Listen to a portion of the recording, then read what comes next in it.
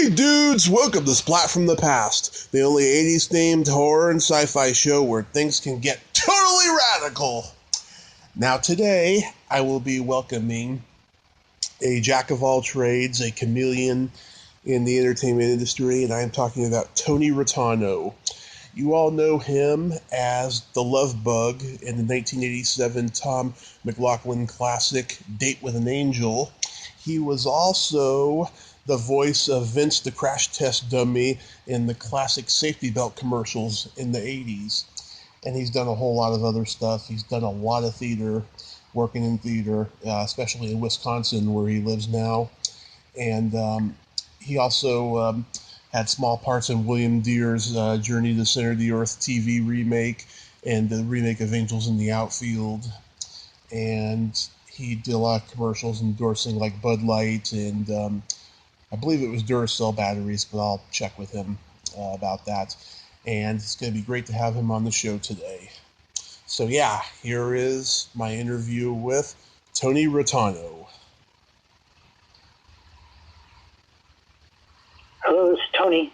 Hey Tony, it's Tommy. Hi, Tommy. How you doing? I am great. How are you, sir? I'm okay. I'm a little unsure why you want to interview me, but I'm happy to do it.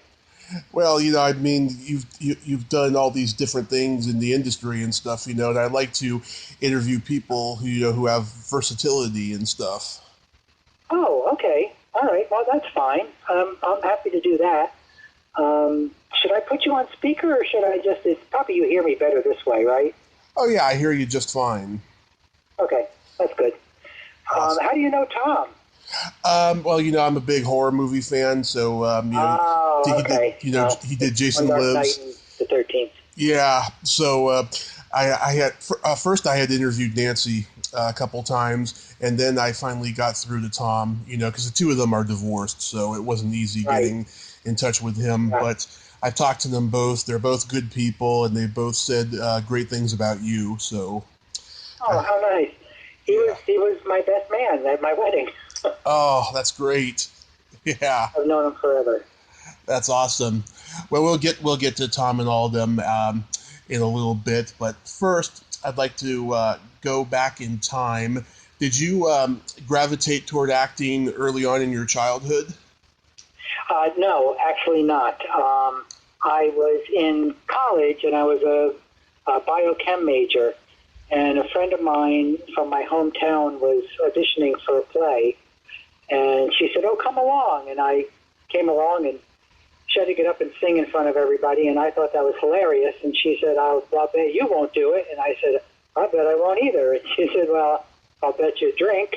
I said, I don't think so. She said, I'll bet you 2 drinks, and I was like, all right, for 2 drinks, I'll sell my soul. So I went ahead and did it, and I got cast in Fiddler on the Roof and a play, and then I changed my major to theater, and that was the beginning of it all.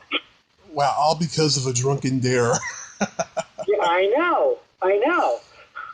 Oh, that is crazy. You had never even done like a school play when you were in elementary school? No, when I was in first grade, I was Johnny Appleseed in some play, and it was, you know, that was the last time I did anything. Oh, wow. And you're born and raised in New York? I was born and raised in Newburgh, New York, which is about 50 minutes north of the city. And so I grew up there. I went to school in Poughkeepsie for a year. I went to school, and then I finished up in Geneseo, which is in upstate New York by Rochester. Mm-hmm. And then I moved to Manhattan, and I lived in Manhattan for 10 years. Wow. And so when you were at Geneseo, that's where you were studying acting? Yeah, that's where I changed my major and studied acting for the last, 2.5 years that I was there. Did any of your classmates succeed in acting? I had some, yes, I have some classmates that have been on Broadway, and I don't know if you know who he is, but Glenn Gordon Caron, do you know who that is? Oh, yeah. Yeah, he was a classmate of mine. Moonlighting. Yes, he did Moonlighting. He also did Clean and Sober, and there's another movie he did with Jennifer Aniston. I can't remember the name of it. Absolutely, yeah. Clean and Sober. I forgot that too. He did that. Yeah, wow, that's cool. Really nice guy and extremely talented. Yeah, he's a good writer. Yeah. Did you have many prominent teachers? Not. I mean, they were all great teachers, but no, nobody that you would really know. Not really. So did you get to be a working theater actor in New York after you left college? Yes, I was a working actor. I would go on the road. I did a lot of dinner theaters. I did some summer stock, and then I wasn't working enough, and I actually went on a game show and won a lot of money, and decided to move to Los Angeles. So that's what I did. What game show? Talking about this, I just seem like I'm all over the place.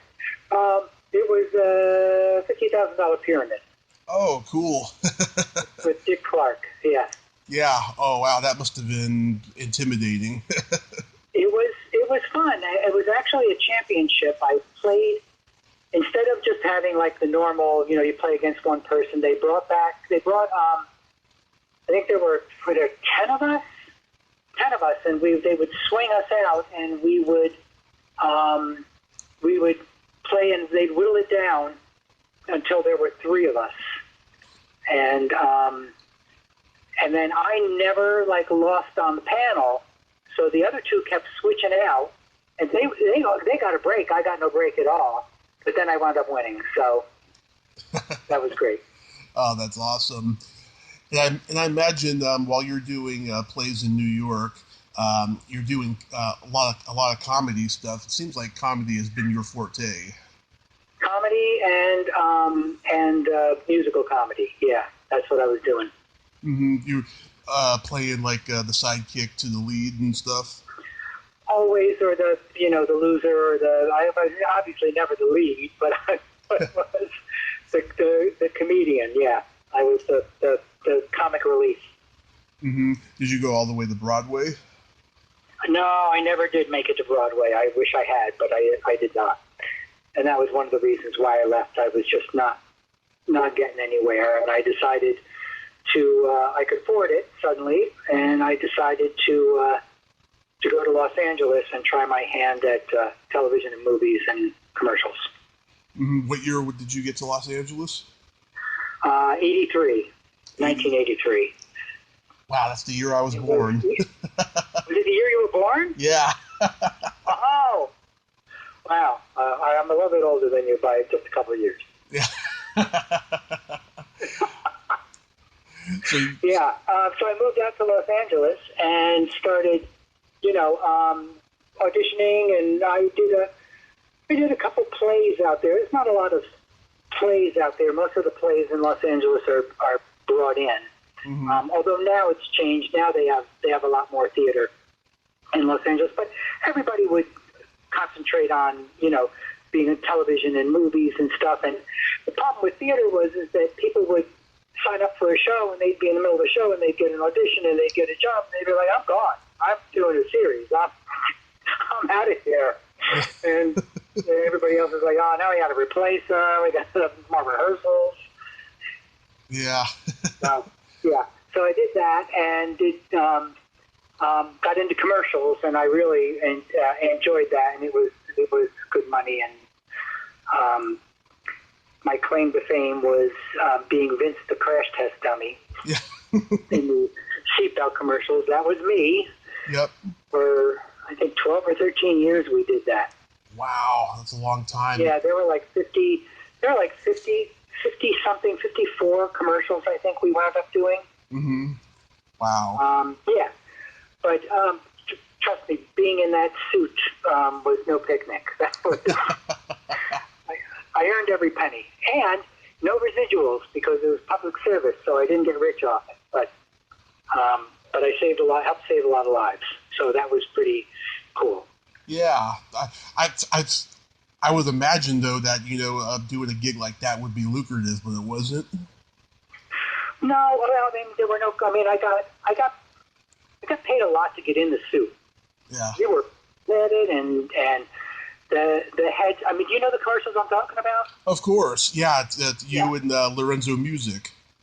Yeah, the voices were Jack Burns and Lorenzo Music, and the guys in the suits was me and another guy. His name was the other guy's name was Whitney Rideback. Oh yeah, I know Whitney. You know Whitney? Yeah. Yeah.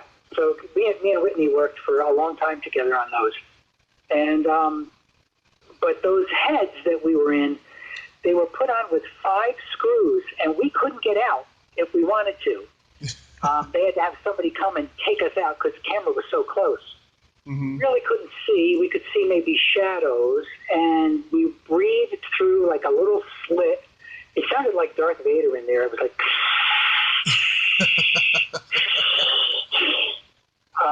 and pretty hot. But, we just did... And the director of those was a guy named Bill Deere. I don't know if you know who Bill Deere is. He did Harry and the Hendersons. Time Rider, Michael Nesmith's Elephant Parts. Yeah. Yeah. Yeah. And I did a lot of work with Bill after that. We became really good friends. I really liked Bill. Yeah. Director. I didn't even realize that anybody was in those costumes. I thought, you did the voice. No. That was Jack Burns and Lorenzo Music. They got those guys first. Mm-hmm. Everything that we did was to their track. So they had to blast that because we really couldn't hardly hear either. So they had to blast that track while we were acting out the stuff. So we did it to the track. Oh, okay. Yeah. Wow. It seems like it seems like they were around forever. I just remember for years and years seeing those commercials, and they were just. I think they did a really good service for the people in America. They really did. They saw a lot more seatbelt use after those commercials started airing. They were great. I loved doing them. I liked the crews were wonderful. The scary part was being put behind the wheel in a car where you really can't see. Mm-hmm. And they'd say, hit the gas. And you'd hit it. And we were headed for like a concrete wall with a big target painted on it. And then Bill would yell, stop. And I'd hit the brakes and we'd stop like maybe sometimes just a foot or two from the wall. He'd go, that's it, credit. Next one. I'm not taking that chance again. Yeah, so it was pretty scary then, because it's like... sometimes it was, but, I trusted them. They were great people. It was a lot of fun to do. It's like art imitating... And actually, we wound up, our costumes are in the Smithsonian. Oh, nice. In the Department of Transportation section, and they brought Whitney and I down, opened the display. We came down and we did a little thing for them, and it was a lot of fun. It was really nice. It's nice to be in the Smithsonian. Yeah. That's awesome. Yeah. Yeah. And also, you did commercials for like Bud Light, and was it Duracell batteries? No, it was Energizer. I think it was Eveready. Oh, okay. Eveready? Trying to remember. Bud Light, Bill Deere was the director. Mm-hmm. And one of the commercials I did after doing seatbelts, the first or second set of seatbelts, I did a Hawaiian Punch commercial where I was a mime, and we shot in the what was the building where they shot Blade Runner? Oh yeah. I know what you're talking about. That building. I can't remember the name of it. I should, but I'm getting old now. And they were shooting me, and I was like running up the stairs with a bunch of balloons or whatever. Mm-hmm. And they stopped, and the DP, the director of photography, goes, "Tony, is that you?" And I said, "Yeah." He was the DP on the seatbelt commercials. Oh, nice.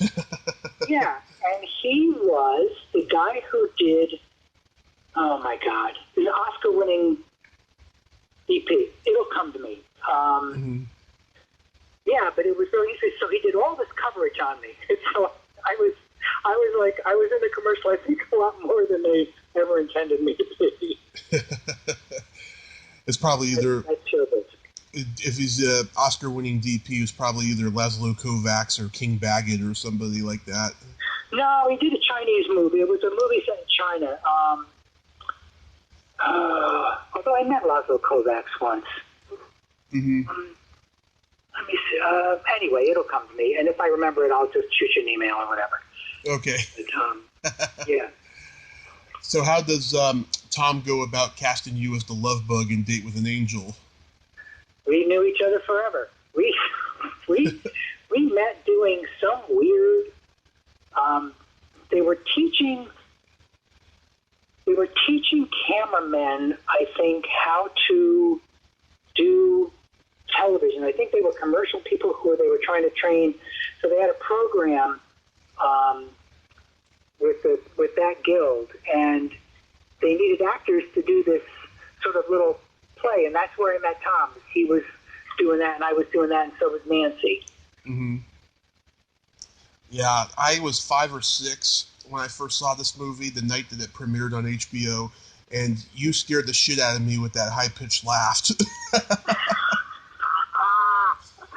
Yeah, that was a strange gig, but it was fun. Yeah, was it? What? I don't think Dino De Laurentiis knew what we were doing. He was like, "What the heck?" Yeah. Was that laugh something that came out of improv? No, I was known for that laugh. Oh, so Tom told you to do it? Yeah. Wow. How was working with Phoebe Cates in that brief scene? You know what? She's so beautiful. She was lovely. She was supposed to think I was crazy. Yeah. So she did a great job. She sure knew what she was doing. Yeah, I really enjoyed her. She was really sweet, really nice. And I believe Kevin Kline came down. Mm-hmm. I think they were dating at the time. And Eventually married. I think we all went to the movies one day or something. It was kind of fun. Really? You got to go to the movies with Kevin Kline and Phoebe Cates. Isn't that nice? Yeah. Yeah. I don't know whether Phoebe was there, but I think it was Kevin, yeah. Wow. Yeah, God, that love bug always reminded me of a clown with that laugh. Oh, yeah, I know. The scary clown, right? A scary clown, yeah. Yeah. The one that gave people nightmares, yes. Yeah. And then, of course, later on, there's a chase sequence, and he shows up for a brief moment, on the highway in his little clownmobile car. I remember, God, I'm enjoying this thrilling chase, and then all of a sudden you come back up again, and then I'm scared again for a moment. When I was like 5 or 6, yeah. I saw you wrote an episode of They Came from Outer Space. I did write an episode of that. I also wrote an episode of the cartoon of Men in Black. Mm-hmm. Oh yeah, I saw that too. Yeah. That was here. Another movie that Bill did was Angels in the Outfield. I was in that too. So. Yeah. How did you transition into writing for TV? Just wasn't I? When you're an actor and you're not working all the time, you figure out something to do. So I started writing television scripts and tried pitching them around and stuff. And that was it. Sold like 1 or 2, and then I was there for I was in LA for 18 years. Wow. And then I got married and had a kid, and I was an older parent, and I went, I don't know what I'm doing. My wife is from Wisconsin, and we moved to Wisconsin because she had family here that would, would help. She had like 3 sisters here. So we moved to Wisconsin. I left LA. I wasn't working as much as I would have liked anyway, so I just went, well, I'll just, it doesn't matter where I go. And came here, and now I do a lot of stage management for theater. So, and I also work with, how long have I worked with him? Maybe going on 20 years. A comedian, Pat Hazel, I don't know if you know him. I've heard of him, yeah. Yeah, he was one of the original Seinfeld writers. Okay. And he has a one-man show called The Wonder Bread Years. And I'm his production stage manager, and we go all over the country doing that show at performing arts centers and theaters around, although we're not doing it right now because there's no theaters open. Of course. Yeah, because of COVID. So we're, that's sort of on hold. But so I do that with him, and he has a new show called Permanent Record. He's just getting up and going. And then, but I've worked with him for quite a long time. We even played he used to be a magician. He used to be a comedy magician. Right. So we went down to there's a convention called the Genie Convention of all magicians, lots of big names like Rudy Kobe and the Pendragons and stuff. We went down to Orlando to do some stuff in one of their shows, so that was kind of fun. Oh, that's cool. Yeah. Yeah. I had seen that just before you left LA, though, you had done a musical version of Plan 9 from Outer Space, and I was not aware that existed. Yeah, there's actually, there's I think 2 of them. The one we did was really good. We got extended and sold out, and the tickets were hard to get. That's where I met my wife, was doing that show. Oh, that's sweet. Wow. Yeah. So we did, that was a lot of fun. It's a really good, and there's actually some clips on YouTube of the show that you could probably see, and you would see me playing Colonel Edwards, one of the Army guys. Is the play better than the movie itself? Yeah, it was funny, and the reason it was funny is we didn't camp it. We did it totally straight. Yeah, it was the director was great. His name was Mark Knowles, and he was insistent that we, everybody could play it straight, just like, you were doing a horror film, but the lines are so awful, and the dialogue is so awful, and the music was really good, and the lyrics were really funny, by a guy named David Smith, who is in San Francisco area, I believe. I'm born and raised in San Francisco. Yeah. Yeah. Yeah, it was a lot of fun, a really good show, and came out, I think it was right after Ed Wood came out or something, so the timing was perfect. Did they run in LA for a long time? We were only going to run for like 3 weeks, and I think we ran for 6. And then people had other jobs and had to go, and so it got shut down. But we just let it go. But it was a lot of fun. Yeah, 6 weeks ain't a bad run. No, people loved it. People really. We had people come back. So what made you go to Wisconsin of all places? That's where my wife is from. Oh, okay. So that explains it. Yeah, she was from here, so her family was here.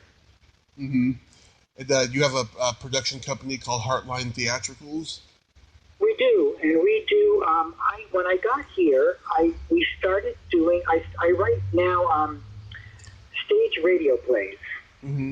So we were doing a fundraiser for something, and there's a stage radio play, It's a Wonderful Life, and we did that. And I was like, this is fun. I should write some of these. So I started writing them, and we performed them.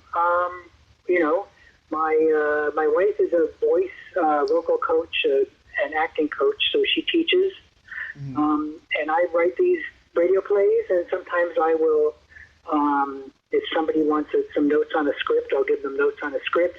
One of my claims to fame was with Bill Deere. We actually pitched a movie to Steven Spielberg.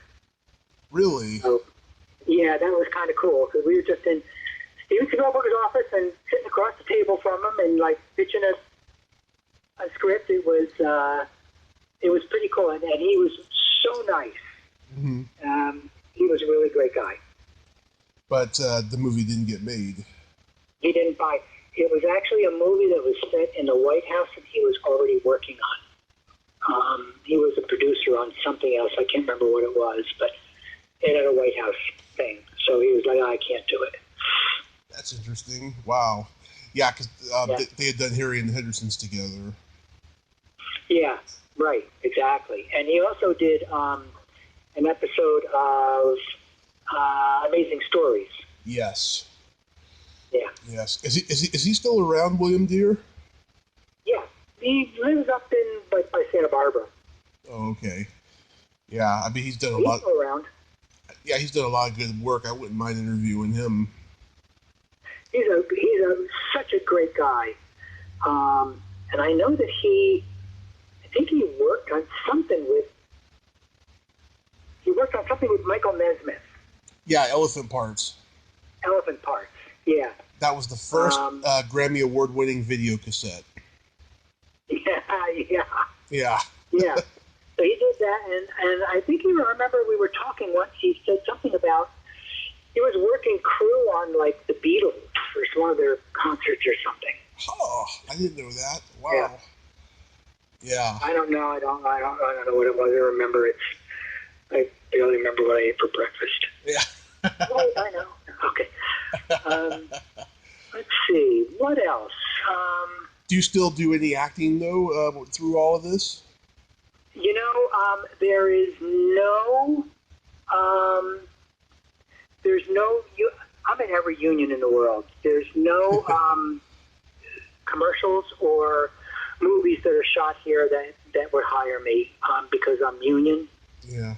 I do. I did someone asked me to do.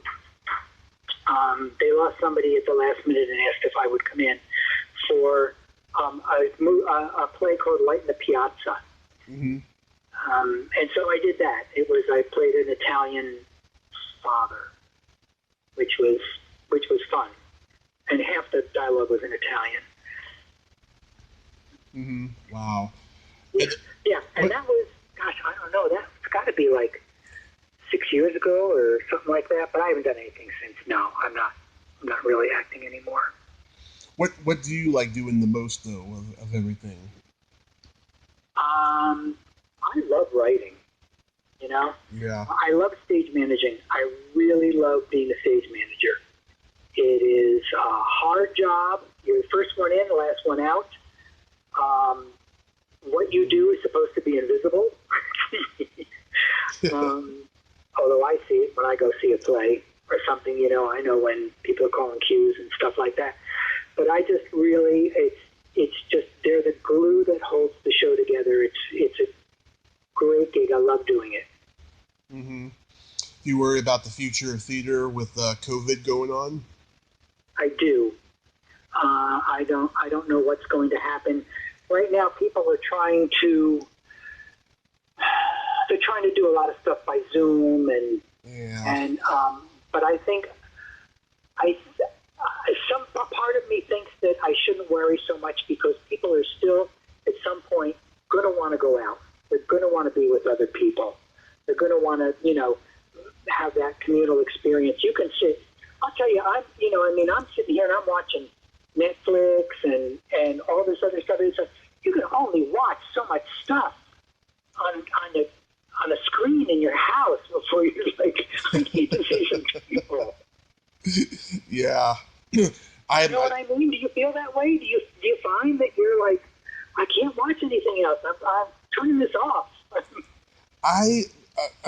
It's hard for me to get into today's entertainment in general, you know, so I watch a lot of classic stuff, you know.